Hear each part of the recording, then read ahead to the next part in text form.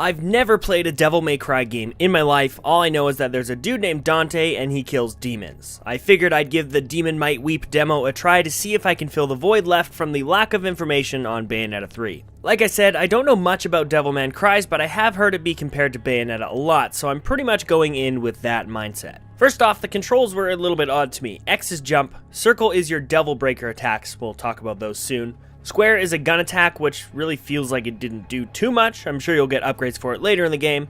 And triangle was your main melee attack. Having triangle as your main attack was a little bit weird. I kept trying to press X to attack and instead started jumping around everywhere. I got more used to it by the end of the Devil Boy Crybaby demo, but it took a little bit of getting used to. The circle button allows you to use your Devil Breaker attacks, basically heavy attacks, but they were limited to how much ammo you have in the Devil Breakers. I think, at least. I don't know. It wasn't really that clear. Or, maybe I just didn't read the fine print. But anyways, the Devil Breakers are sort of robot arms that the main BOYonetta has for a right arm. You could use L1 to detonate them for extra damage or to escape some enemy attacks, and then it would swap to the next available one. It was a good way to mix up combat without forcing you to spend points to gain new abilities and combos. There was a few different options as well, like a big lightning blast, an air dodge thingy, and a seeking missile launcher thing. And then X was not only set to jump, but to interact as well, and if we've learned anything, this usually makes us jump when we're trying to interact with objects in the environment. That's bull honky, silly button layout, come on guys. Now the neat part about the controls is holding R1 would change each of the 4 initial inputs. While holding R1, X becomes a dodge if you use the stick to move left or right. It adds a dash attack and a rising attack to our triangle moves. Square becomes a targeted gun attack for better accuracy, and circle becomes a grappling whip that you can use to pull smaller enemies towards you, or pull yourself towards bigger enemies.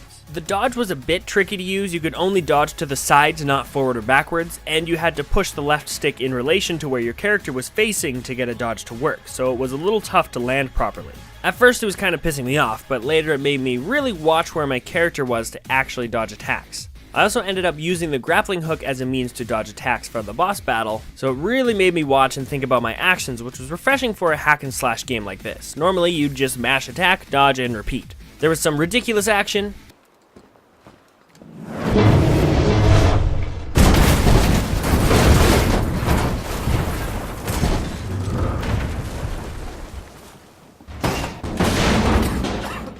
Somebody call a doctor?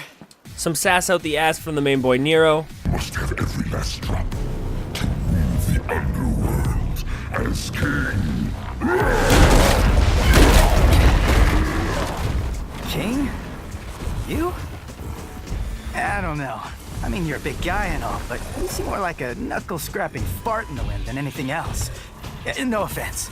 But the main issue I had was with the Devil Breakers, and this is purely an issue of my own. I kept trying to lock onto shit with L1 and blowing up all of my Devil Breakers, leaving me with a super basic triangle combo that I had to just repeat over and over. One thing I really did like is the UI design, with the kind of broken glass aesthetic with all of the information within that. I think it looked really cool. Dangleman crying seems pretty fun. I don't think the demo really did it justice. I'm thinking the full game will be a blast, but definitely something I'll grab on sale a year or so after release. What do you guys think of Devil May Cry? Are you looking forward to Bayonetta 3 at all? Let's chat in the comments, make sure to like and subscribe, and I will see you next time.